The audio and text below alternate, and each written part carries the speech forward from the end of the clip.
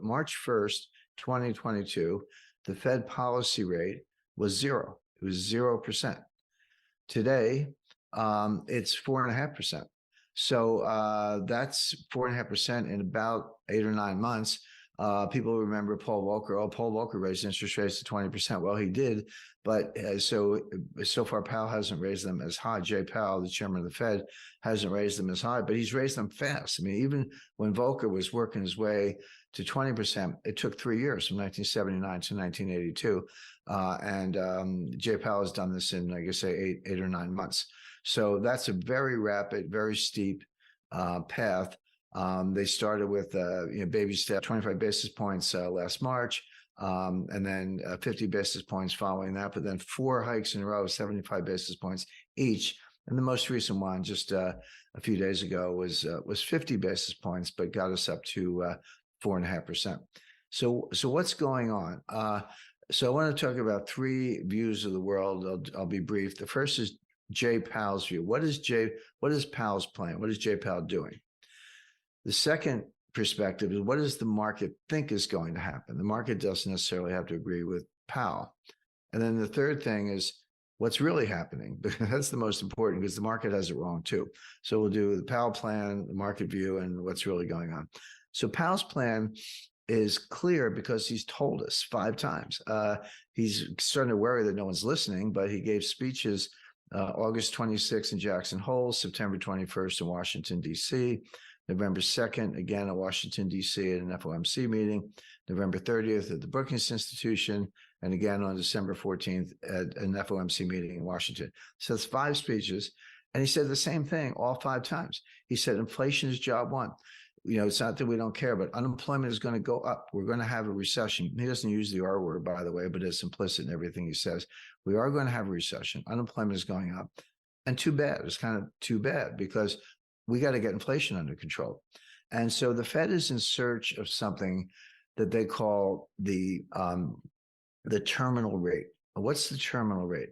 The terminal rate is a rate that's high enough to bring inflation down on its own without further hikes. So it doesn't have to be higher than inflation. It has to be high enough to cause inflation to come down to the Fed's goal of 2% without hiking more. And when they get there to that terminal rate, they'll sit tight. They call it the pause. And the pause could be a year. And Powell said this, again, this is right out of his script, to mid-2024 perhaps, before they actually cut rates. Jay Powell doesn't know what the terminal rate is. He's kind of saying, we'll know it when we see it, but we're not there yet, and we're going to keep going. And they have what they call the dots, a silly name, but the members of the Board of Governors and the Federal Reserve Bank presidents give estimates, or their estimates of unemployment, inflation, growth, and interest rates for the next 3 years. And they put them as dots on the chart, so they call it the dots. And then, Wall Street gets the dots. They do a central tendency and regressions and all this stuff. By the way, one of the top Fed insiders, like practically sits in Jay Powell's lap and has all the way back to Bernanke and Yellen, told me personally, he said, the inside the Fed, they regard the dots as a joke. They're not better than guesses. Their forecasting ability is dismal. You or I would have better forecasts, and they wish they could get out of it, but they don't know how. So that's the truth. But the problem is Wall Street and the financial media and the talking heads on CNBC, they want to talk about the dots, and it does affect market behavior. So even though it's a joke, even though the forecasts are terrible, you have to pay attention because it affects the markets. And if you're affecting the markets, you're on the wrong side, you're going to get run over. So I look at the dots, not because I put weight on them as predictive analytic tools, but because the market pays attention. So we have to pay attention. So the dots say that the terminal rate is going to be approximately 5.1%. They're not going to have a 0.1%. So 5.25 is a good estimate. That 5.25 is your best guess as to what the Fed thinks the terminal rate is, because that's what they said in the dots. So we're 4.5 now. So how do you get from 4.5 to 5.25? Well, it's 3 25 basis point hikes. That would be February 1st. The one after that is March 22nd. And the one after that is early May. I'm not sure the exact, May 3rd or 4th. I think it's May 3rd. So you're going to see more rate hikes, 25 basis points each, February 1st, March 22nd, and May 3rd. That's going to get you to 5.25. At that point, they should say, okay, we're at the terminal rate. We'll sit tight and let inflation come down. So that's what Powell's going to do. Here's what the market says. Okay, so that's the Powell plan. We already know it. The market says, hey, inflation's already coming down. Well, it is. That's actually true. Inflation peaked on a year-over-year basis. Monthly report calculated year-over-year was 9.1% in June, but it's come down to from the high eights, mid eights, low eights, 7.7, 7.1. Now, 7.1 is still high. Don't get me wrong. Inflation is still high, too high. I buy gas and shop for groceries just like everybody else, so it's still too high. But it has come down from 9.1% to 7.1% in the last 5 months. And so the market says, hey, you did it. You're already there. Inflation's coming down. Why don't you stop? And by the way, you're going to get the memo, maybe in February or sometime soon, you're going to get the message. The economy is going to be slowing down. Inflation is going to be coming down. You're going to hit the pause button early, meaning maybe as early as February. And then you're going to cut rates. This is the famous pivot. Whenever you hear of the Fed pivot, that's when the Fed turns around and starts cutting rates instead of raising them. And that'll be just in time, and growth will slow, but it won't be too bad. And we'll come in for a soft landing. And this is the Goldilocks scenario. So again, typical Wall Street, get the pom-poms out. The Fed's going to cut rates by March, and so buy stocks. That's all Wall Street knows is buy stocks. So that's Wall Street's version. So there's the Powell plan and then Wall Street's version. Here's the reality. There is a chance that we are already at the terminal rate. But the conundrum is inflation coming down because the Fed is still hiking, or is the inflation coming down because they're at the terminal rate? Well, we don't know. It's kind of hard to sort those things out. Powell would say, yeah, it's coming down. I know that, of course, but it's because I'm hiking and I'm going to keep doing it. My view is, no, you actually did it. It's mission accomplished. You just don't know it.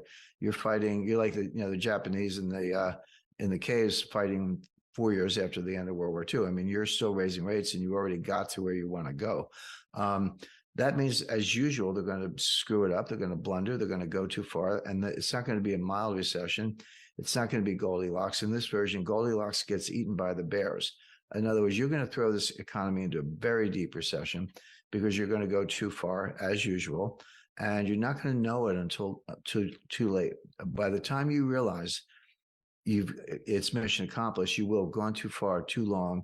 Rates are going to be too high, and it's not going to be a soft landing. A couple of things would be obvious from this. Number one, reduce your exposure to equities. If Wall Street's talking up the stock market based on the soft landing Goldilocks scenario, but Powell's going to stick to his guns and raise rates too high, that's going to cause stocks to crash very severely, very suddenly. If the market were adjusting, so yeah, Powell means it, it's going to keep, we ought to come down a little bit. That would be one thing, but that's not what's happening. The market's trying to rally. Powell's warning people what's going to happen. They're not listening, and it is going to happen. So markets will crash. So lighten up your equity exposure. I'm not saying sell every single stock. There's room for a slice of stocks. I would, for the stock portion of your portfolio, I would look at energy, like, companies like, the obvious names, Chevron, BP, ExxonMobil, Marathon, because they have refining capacity.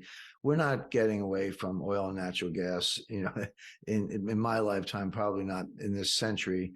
The whole, I got nothing against solar power and windmills, but if you think you can run a modern power grid on that, you know nothing about physics, nothing about the baseline power needed to maintain a power grid. Nothing about the chemicals needed to make batteries for electric vehicles. There's not enough lithium in the world to make more than a small fraction of all the batteries they say they're going to have. Not to mention the fact you use up more energy mining the minerals, the cobalt, the lithium, the copper, and the nickel you need for the batteries than you save having the batteries themselves. They wear out after 8 years. And how much energy and water do you use to do the mining to get the lithium to make the batteries, and why is that good for the environment? So none of it makes sense. It's an ideological crusade by a bunch of elite eggheads who have a hidden agenda, which is about transferring wealth from the northern to southern hemispheres. So you have to see through this, what I call the green news scam. So that means that oil and natural gas have been so beaten down by the Larry Finks of the world that, but we're going to need them. There's no substitute. Those are really good stocks to buy. So I would lighten up on equities overall, but to the extent I had an equity slice, I would look at the energy sector. I would get treasury notes. 10-year notes I like, but if they're a little too volatile, seasoned to taste, you can look at a 2-year note or 5-year note or a 2-year note where you have less volatility. Given the scenario I outlined where there's a severe recession right around the corner, that means interest rates are going to come down a lot. I know everyone's talking about inflation. That's fine, but deflation is right around the corner and no one's looking for it. Interest rates come down a lot. That means there could be huge capital gains on those notes. And of course, they're very high quality from a credit perspective. So, 10, 5 or 2-year notes, treasury notes, not junk bonds, but treasury notes in your portfolio. I have a big slice of cash, maybe as much as 30%. People say, I hate cash because it has no yield. Well, first of all, if we have deflation, cash could be your best performing asset because the real value of money goes up, not down. It goes down in inflation, but it goes up in deflation. But cash also has embedded optionality, meaning if things are crashing and burning all around you, the person with cash who's not stuck in the wrong asset class can go shopping. You can pick up the bargains. And by the way, the biggest cash hoard in the world right now is probably Warren Buffett. Berkshire Hathaway has $130 billion in cash. Why? Because he sees what I see. He sees what we're talking about. The wreck is coming, and again, you get to go shopping. I like real estate, not so much commercial real estate. I think it's early, but residential real estate, multifamily housing, farm, other kinds of income-producing real estate. That's a winner. I like gold, but 10%. People say, yeah, Jim Rickards says sell everything, buy gold. I've never said that. I don't think it's a good idea. But 10% slice, gold and silver, by the way. Silver will, in a real severe crisis or social disorder, a monster box, which is 501 ounce American silver eagles, costs maybe $15,000 or so at the market. That's like, to me, it's like having batteries and flashlight and water and plywood in a hurricane. You want a monster box around. So that's, by the way, that's real diversification.